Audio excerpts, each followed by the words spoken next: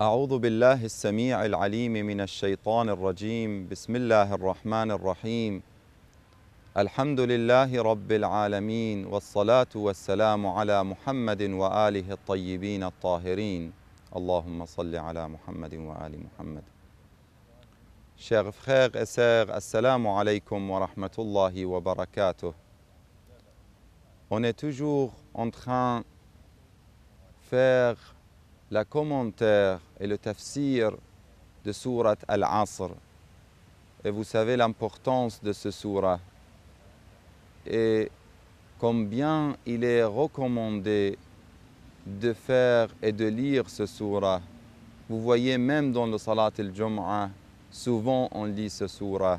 Dans le majalis, chaque majlis, c'est recommandé de lire ce sourate parce qu'il y a beaucoup de leçons et de guidance dans ce sourate. On a dit que le mot Al-Asr, il nous montre plusieurs significations. Et Allah a joué avec Al-Asr. Après, il a dit le Jawab al-Qasam. En arabe, on dit Inna al-insana lafi khusr. Jawab al-Qasam ici, ça veut dire la réponse de Qasam. On a le Qasam et Jawab al-Qasam. Jawab al-Qasam, Allah a joué avec Al-Asr.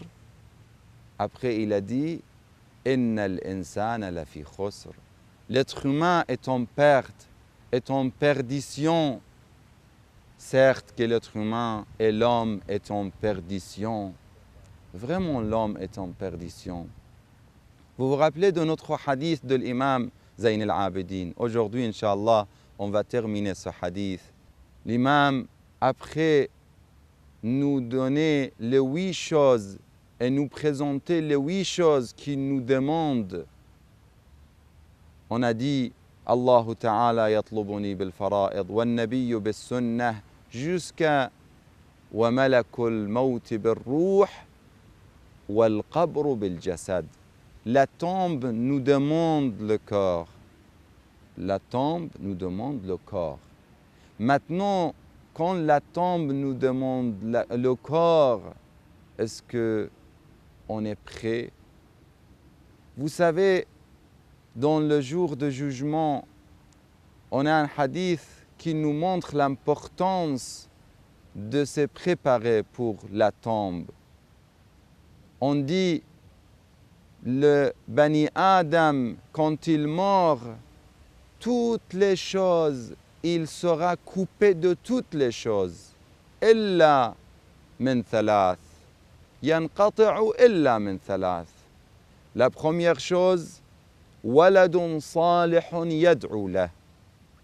Un bon enfant qu'il fait l'invocation pour lui, qu'il demande à Allah pour lui, qu'il fait de bons actes pour lui. Waladun salihun yad'u lah. Wa sadaqatun jariyah. Wa ilmun yuntafa'u bih. Sadaqa jariyah, de construire de bonnes choses, de faire de bonnes choses et qu'il va rester après la mort. Wa ilmun yuntafa'u bih. Et des sciences utiles, bien sûr. Pas n'importe quelle science. Parce que les meilleures sciences, toutes les sciences sont importantes. Mais les meilleures sciences, ce sont les sciences qui nous rapprochent à Allah subhanahu wa ta'ala. C'est pour ça dans le riwaya on dit Al-aqlu maktusiba bihil ma ubida bihil rahman wa ktusiba bihil jinan. Le aql, la raison, la vraie raison, c'est qu'il nous ramène vers l'adoration d'Allah subhanahu wa ta'ala et ce qu'il nous donne la gagne de paradis. La personne qui veut se préparer pour la tombe, il faut qu'il prépare ses enfants. Aujourd'hui, ma parole, c'est pour les parents surtout. Il faut que les parents vraiment prennent le soin de leurs enfants, de chaque seconde de leurs enfants. On a parlé de planning, on a parlé de l'emploi de temps. C'est très important de mettre dans l'emploi de temps le Saint-Coran. Allah subhanahu wa ta'ala nous a donné le meilleur cadeau, c'est le Saint-Coran. Le Saint-Coran, c'est le plus lourd. Inna sanulqi alayka qawlan thaqila. Ô prophète, on va te donner une parole très lourde. Le prophète même, c'était pas facile pour lui de prendre le Coran. Il était aussi aussi lourd. C'est pour ça que dans le hadith Ahl al-Bayt, il insiste sur la question de l'apprentissage du Coran. L'imam al-Hussein a donné au professeur de son fils, il y avait un professeur, il a appris Ali al-Akbar un surat du Coran, surat al-Hamd, surat al-Fatiha. L'imam al-Hussein a donné à ce professeur, il a donné beaucoup de l'argent et une grande quantité de pierres précieuses. Certains compagnons ont demandé à l'imam al-Hussein, pourquoi vous donnez, Ibn Rasulillah, tout ça à cette personne-là? Il n'a rien fait, il a seulement appris votre fils un petit surah de Coran. Il a dit non, même avec tout ça, je n'ai pas donné la valeur du Coran. Il mérite beaucoup plus que ça. Nous, on ne voit pas l'importance du Saint-Coran. Le Saint-Coran, c'était le dernier testament de notre prophète. Il a fait le wasiyya. Il a dit inni tarikun fikum al-thaqalayn, kitab Allah wa atrati ahl bayti. Je laisse deux choses très lourdes parmi vous. La première, c'est kitab Allah, et la deuxième, c'est mon itra, c'est ma famille. Le Coran, le Saint-Coran est très important. Dans le planning, il faut qu'on mette le planning du Coran pour que nos enfants seront, Inch'Allah, des waladun salih, parmi les bons enfants qu'on a lus dans le riwaya.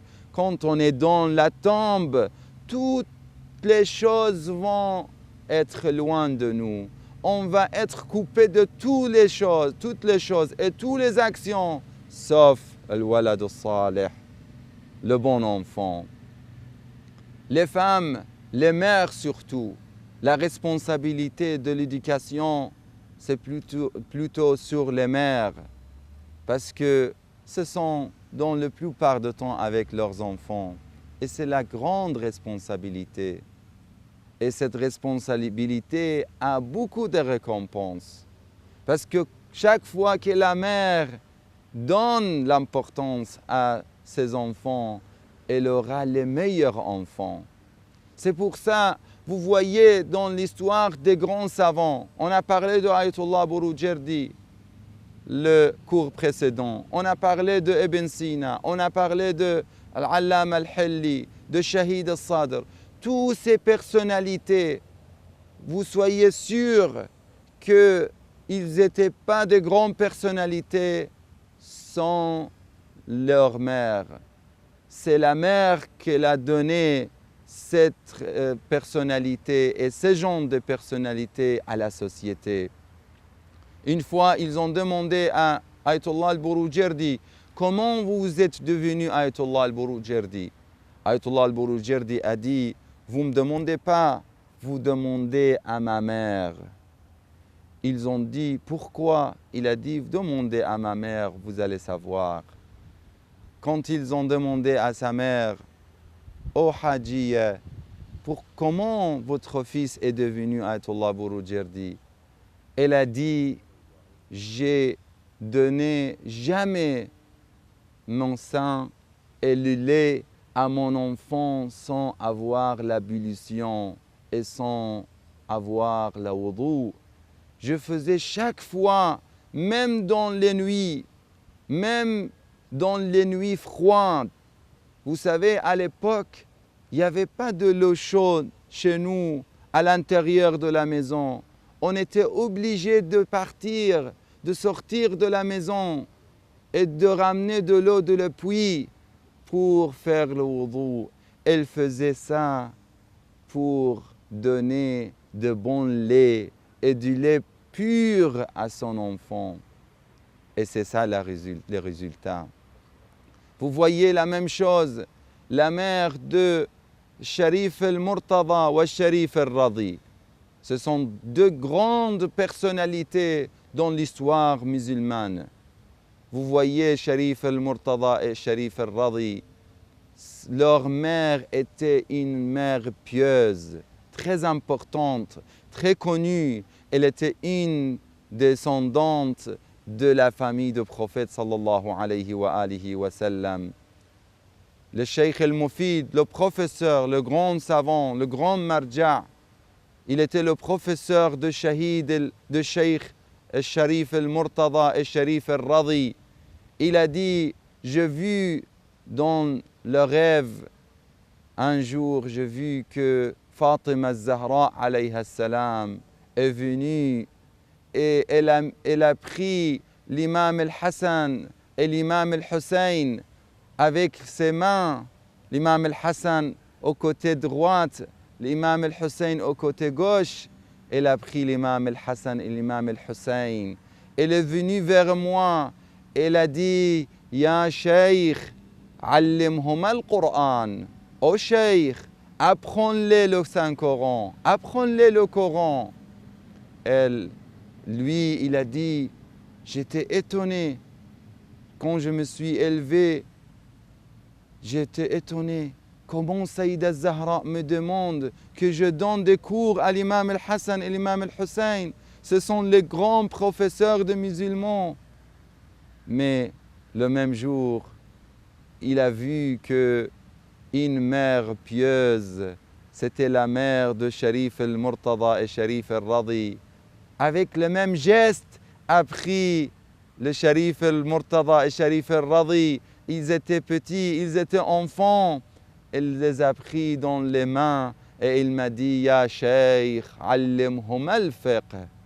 Ya Cheikh, allimhum al-fiqh. Je suis qu'ils sont demandés par Sayyida Zahra alayhi salam. Sayyida Zahra veut que ses enfants soient mes élèves et c'est pour ça que j'ai pris soin d'eux. Et c'est pour ça qu'on voit aujourd'hui les grands livres, les livres très importants de ces deux alim et de ces deux savants. On demande à Allah subhanahu wa ta'ala qu'il donne l'occasion à nos mères de prendre soin de leurs enfants pour qu'ils soient les meilleurs enfants, Inch'Allah. Et c'est pour ça, c'est avec ça qu'ils peuvent être des bons enfants et qu'ils peuvent nous aider même après notre mort. Wa sallallahu ala Muhammadin wa alihi at-tayyibin at-tahirin. Wassalamu alaykum wa rahmatullahi wa barakatuh.